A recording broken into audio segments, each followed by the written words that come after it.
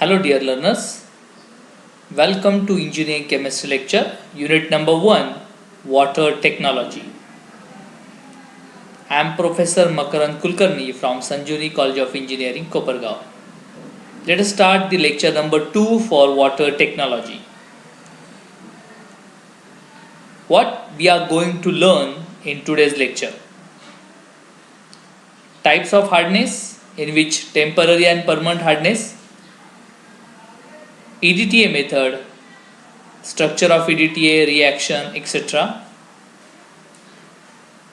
Practical we have to discuss, that is method to determine the hardness by EDTA method, and lastly the calculation to determine the hardness of water by EDTA method. Friends, first of all it is required to know what is meant by temporary hardness, which is also called as carbonate hardness. The hardness in water due to the presence of carbonates and bicarbonates of heavy metal salts called as temporary or carbonate hardness. So all the salts, heavy metal salts containing carbonates and bicarbonates are responsible for the temporary hardness, which is also known as a carbonate hardness. Example: calcium carbonate, magnesium carbonate, calcium bicarbonate, magnesium bicarbonate, etc. This hardness can be removed by just boiling the water. So if we have to remove the temporary hardness from the water, just we have to boil the water. What happens? Carbonate in the form of CO2 gets removed from the water and our water is free from the temporary hardness. Second is permanent or non-carbonate hardness. So rather than non-carbonate like other chlorides, sulfates, nitrates, if present in a water, that act as a permanent hardness. So the hardness in water due to the presence of salts like calcium carbonate, magnesium chloride, sulfate, magnesium sulfate, known as a permanent or non-carbonate hardness. So in the short, it is very clear that total hardness is equal to temporary hardness plus permanent hardness. So these two salts like carbonate and non-carbonate are responsible for the total hardness of the water. Now determination of hardness of water by EDTA method. First of all, it is required to know what is by EDTA. EDTA is nothing but ethylene diamine tetraacetic acid. This is a short form of EDTA. Ethylene diamine tetraacetic acid is EDTA. This is the structure. Now look at here. This is the structure of EDTA. These two are ethylene, then N, that is diamine, and tetra. Tetra means 4 acetic acid groups are attached to these 2 to this 1 nitrogen and 2 to these 2 nitrogen. So tetraacetic acid. So ethylene diamine tetraacetic acid is nothing but the EDTA. Now what is the use of EDTA?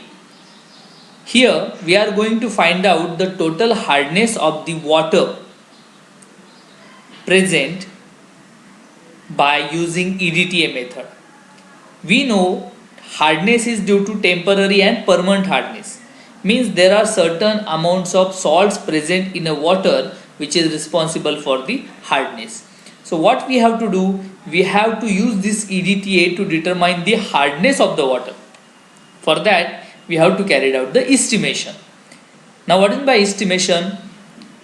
To determine the quantity of the substance present in given sample is known as a estimation. Now here we are going to determine the quantity of salts present in the water. Once we know the amount of salt present, we can easily calculate the hardness of that water. So here we are estimating amount of hardness causing substance present in water sample by titration method. Which titration we have to do? Complexometric titration.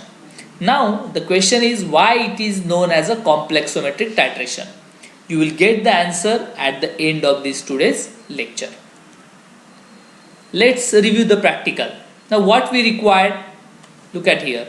First the water sample in which whatever the salts are present, whose quantity we have to determine, that we have to take 10 ml. Then 0.01 molar EDTA solution which we are going to titrate with this water. Indicator we are going to use Erychrome black tea, which color is blue. Pinch solid indicator is there that we have to use. And lastly the basic buffer solution. We know very well what is my buffer solution. Buffer solution resists the change in the pH. So all these four we are required. Now apparatus, we require a beaker, conical flask, pipette, and lastly the burette. Now we know very well, we are familiar with all these apparatus. Let us start the practical. Now how to do? In that part 1, we have to take a water sample. Now here in part 1, we are going to take a standard hard water. Standard hard water means we know the amount of salt that we are adding. So just we have to take a water, we have to add certain amount of salt into that. So we know that is a standard hard water sample. Now in this we have to add 5 ml buffer solution plus EBT indicator. Now we know the color of EBT. It is what? Blue. And buffer solution we have to add, which will not allow to change the pH of this.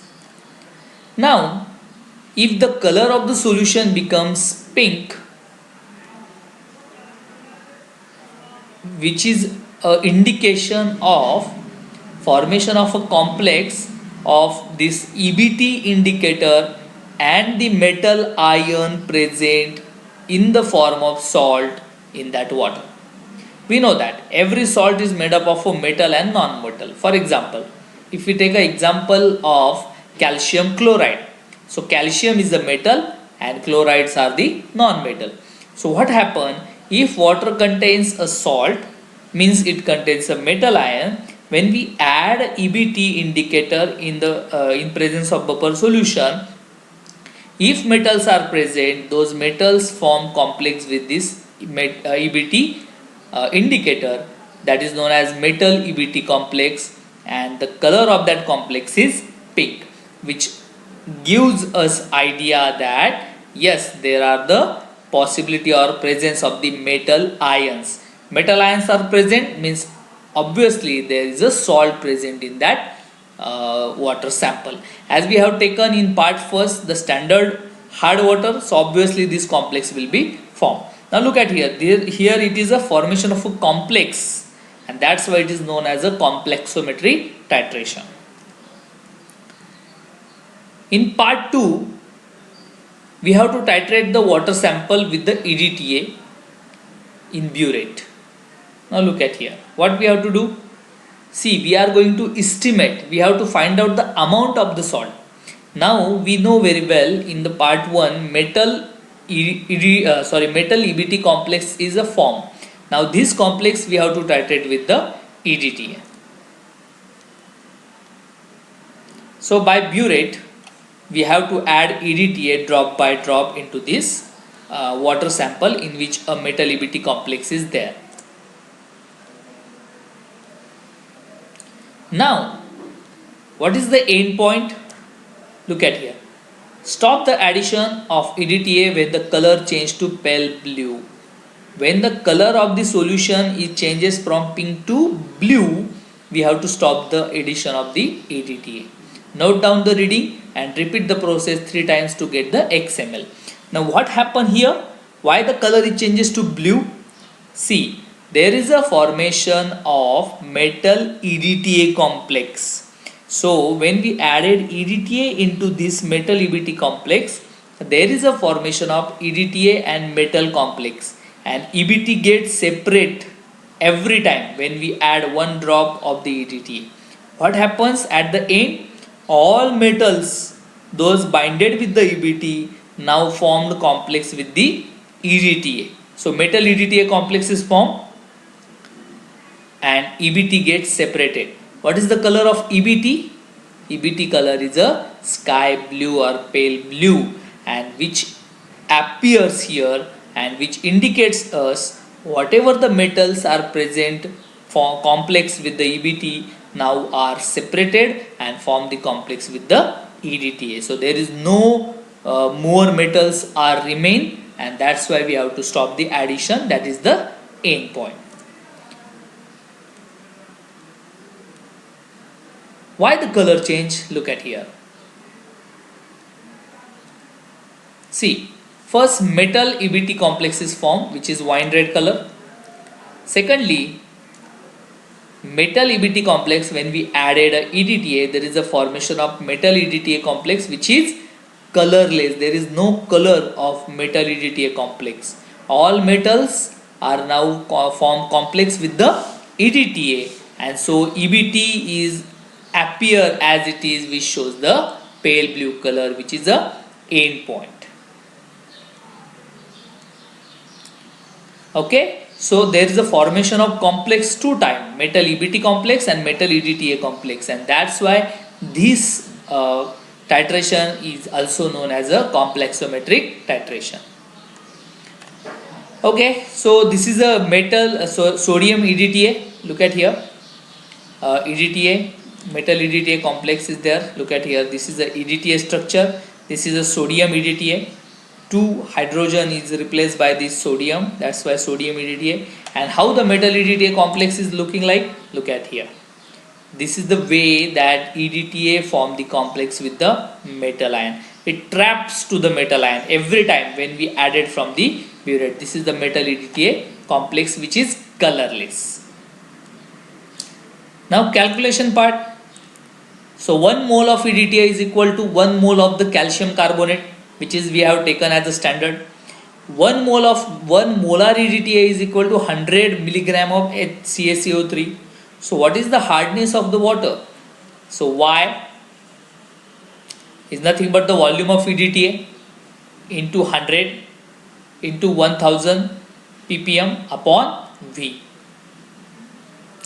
So here Y is nothing but the volume of EDTA, then V is equal to volume of water sample, and Z is equal to molarity of the disodium salt of the EDTA.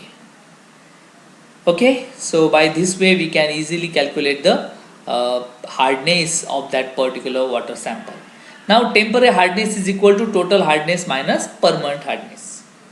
Why? How to calculate the total hardness? See, first we have to calculate the total hardness of that water by using this process. Once you calculate like this way, you can get the hardness of water, that is total hardness. Then we have to boil the water. Once we boil the water, temporary hardness get removed. Then again whatever the water remain, that we have to titrate with the EDTA, and following the by following the process we can get the hardness that is called as a permanent. So total minus permanent, we can get the temporary hardness. Okay, how to calculate the hardness of water? Calcium carbonate equivalent hardness is equal to mass of hardness producing substance into molecular weight of calcium carbonate upon molecular weight of hardness producing substance. So by using this formula we can easily calculate the hardness of water if it is given in the mass. What you have learned in today's lecture? First is temporary and permanent hardness,